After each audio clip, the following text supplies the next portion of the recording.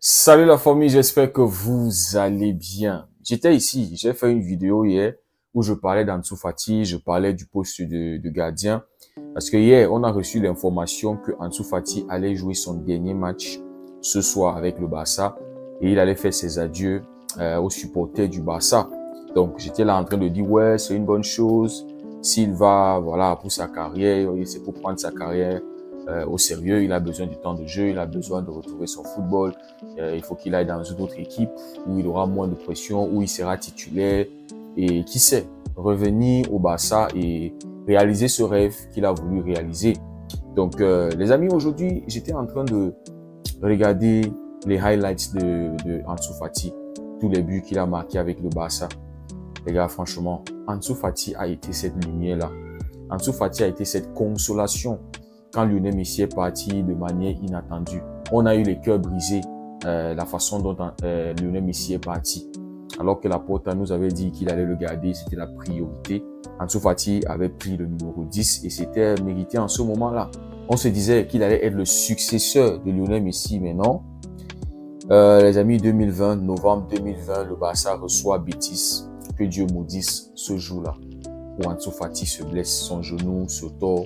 Et depuis ce jour-là, on n'a plus eu notre Ansu Fati. C'était un gars très méchant devant les goals. J'ai regardé encore ses buts.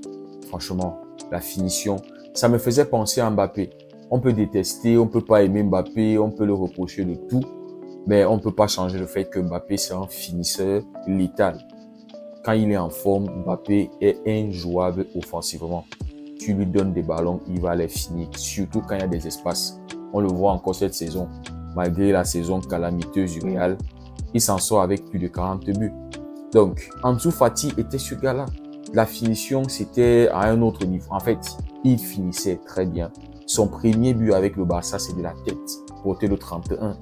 C'était contre Osasuna, les gars. La tête, magnifique. Et après ça, il a un autre but. Il marque encore de la tête. Je pense que c'était sur une passe de Arthur Melo. C'était au Camp Nou. Il marque de la tête piquée. Franchement, n'en parlons pas des passes qu'il a reçues de Jordi Alba, de Lionel Messi, son troisième but. Son quatrième but aussi vient de Lionel Messi.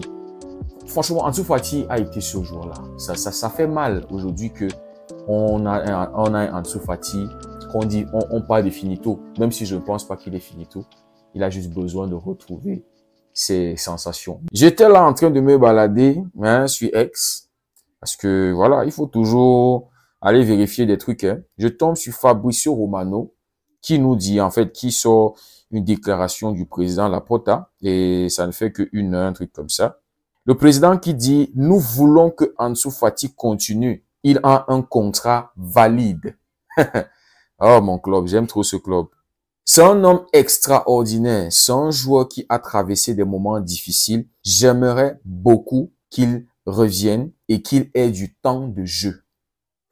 Les gars, je vous disais ici là que je ne suis pas tellement, je veux pas trop m'hyper pour ce mercato parce que ouais, le Barça est de retour en Europe, il y a de très belles choses, la saison était exceptionnelle, on a eu de l'argent en Champions League grâce à notre parcours et tout. Les gars, je vous disais, moi je veux pas m'hyper par rapport à ce mercato, histoire de ne pas être déçu. Voilà le président qui dit qu'il veut voir Ansu Fati avoir du temps de jeu.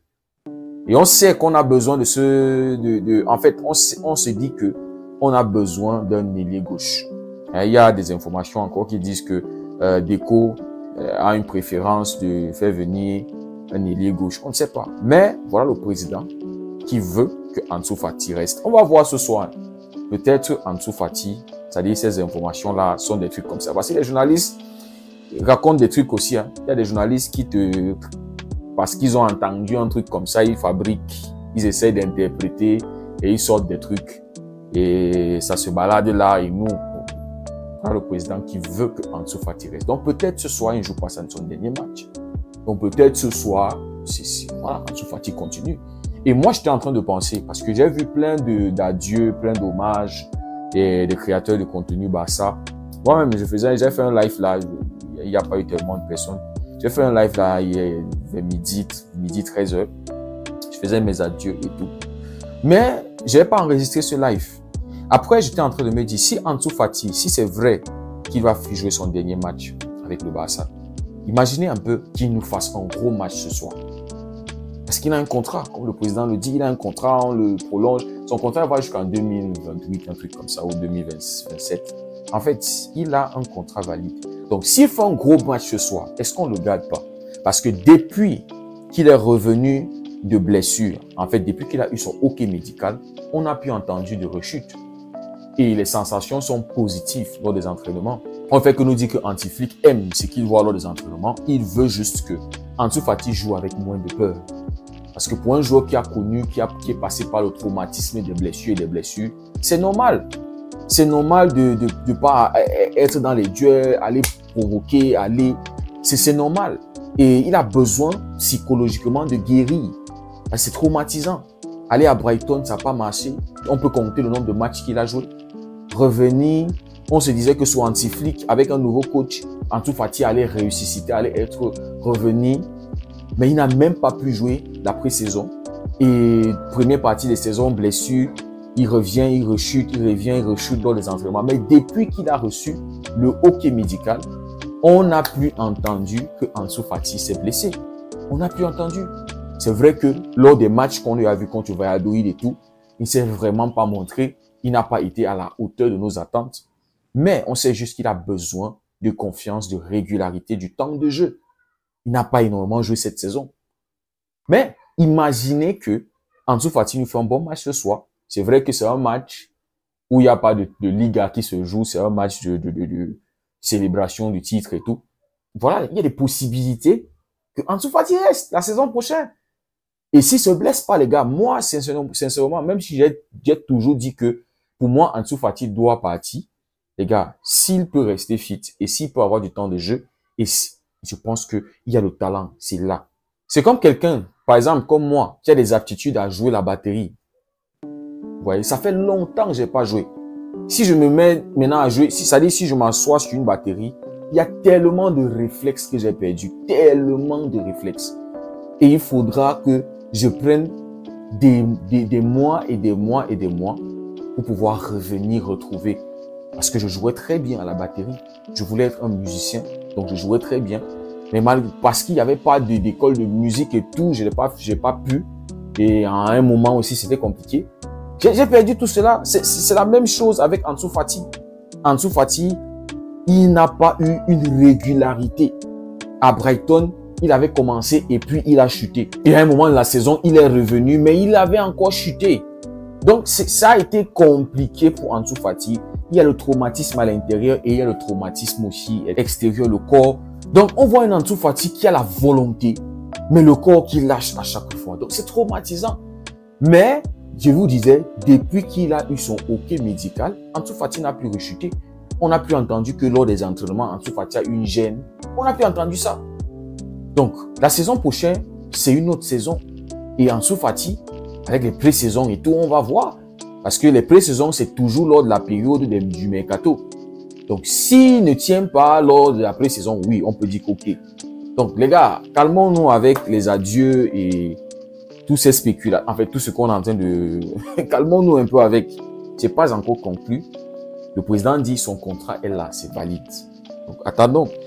Deuxième information, parce que il y a une information là qui est tombée. Dibou Martinez a reçu l'offre du Barça et tout. J'ai vu aussi Charel qui a fait une vidéo parlant de Dibou Martinez, c'est bien, machin. Il y a United, au Barça, IP et tout. Les gars, désolé, je suis en train de vous sortir encore. Je suis avec Fabrizio Romano. Parce que Romano, c'est un gars sûr. Il ne met pas des choses de conneries sur sa page. Quand il parle de quelque chose, c'est sûr. Vous n'allez pas me voir ici me hyper de quelque chose concernant ce mercato. Quand Fabrizio va dire Here we go, je vais venir ici, là, je fais ma hype, je fais ma fête. Tant qu'il n'y a pas de Here we go, également, je suis tranquille. Donc, j'ai vu Charel là qui était très content. Le Barça en train de travailler. Ça montre que Dibou Martinez est leader. On connaît tous les qualités d'un Martinez. C'est un leader à partir des goals là. C'est-à-dire derrière là, c'est un leader. Comme il disait, c'est un mec qui mange, qui vit de la pression. C'est-à-dire c'est quand il y a la tension, c'est quand la pression est à son paroxysme, quand c'est haut. C'est là où Dibou Martinez commence à faire le travail. On l'a vu en Coupe du Monde. On l'a vu Copa América et tout. C'est la deuxième fois là où il est le meilleur gardien du monde. Donc, Dibou Martinez, s'il vient, c'est une bonne chose. Mais les gars, je ne me hype pas. Les gars, voici quelque chose ici là. Toujours la porte. Nous voulons que Chesney reste au Barça. L'autre jour, il célébrait la victoire en fumant un cigare. J'ai vu qu'il voulait rester, a déclaré la Vanguardia. Nous avons également de bons gardiens dans l'équipe réserve et dans l'équipe des jeunes. Donc, ne nous hypons pas. Hein. Il y a Ter Stegen qui est de retour. Il y a Chesney qui veut rester, comme le président le dit. Chesney lui-même l'a dit. Il y a 2 ans de contrat qui est là, qui l'attend. 2 ans. Donc, Dibou, Chevalier, Juan Garcia et tous les autres gardiens. Les gars, calmons-nous. Faut pas se hyper. Et en plus de ça, la réserve est là. Il y a de très bons gardiens. Ça veut dire que peut-être ils peuvent aller nous sortir une pépite des gardiens là qu'on n'a pas encore vu. Parce que le Barça avec la Masia, ça sort seulement. C'est-à-dire que tu ne vois pas venir, ça vient. Donc les gars, je vous disais, je vous dis encore, moi je ne veux pas m'hyper par rapport à ce mercato là. Je suis là, je prends comme ça vient. S'il y a l'information, je vais partager ici là sans m'exciter, sans vouloir trop faire les... J'aime ma santé mentale. J'aime ma santé émotionnelle. Je veux pas perturber. Je veux pas. C'est-à-dire la saison, le mercato dernier m'a tellement frustré. Faut était trop hypé. Nico Williams. Il y avait tellement de trucs positifs qui sortaient là. Tu te disais, ouais. Fin de la journée, Dani Olmo est arrivé. Un jour qu'on n'attendait même pas. On ne le voyait même pas venir. Donc, je ne suis pas surpris là que un joueur encore comme ça là débarque dans un poste où on s'attendait même pas. Parce qu'on est là à faire des vidéos. Ouais, il faut renforcer en défense. Il faut renforcer ici. Les gars, il y a la réserve. Il y a la réserve. Il y a de très bons joueurs. La Masia a déjà fait ses preuves. Lamine est là. Koubassi est là. Les Eric Garcia et tous, les Arao, tous, ils sont là. Fermin Lopez, tout ça là, ils sont là. Gavi. Donc les gars, je voulais vous partager ces informations là que je suis tombé. Actuellement, le président est en train de travailler sur le contrat de Lamine Yamal, travaille sur le contrat aussi de Rafinha. Il y a aussi Frenkie de Jong. Voilà, renouvellement de contrat. C'est-à-dire, l'objectif principal, c'est de renouveler les contrats des joueurs. Ceux qui ont des contrats, on renouvelle d'abord avant de commencer à voir qui on va ajouter. Si on a besoin, c'est ça le truc. Si on a besoin, on ajoute. Dites-moi ce que vous en pensez en commentaire. Si le contenu vous a plu, n'hésitez pas à liker, à partager. Pour ceux qui découvrent la communauté, n'hésitez pas à vous abonner. Merci beaucoup d'avoir suivi la vidéo. On se dit à très bientôt. Prenez tout soin de vous. Que Dieu vous bénisse.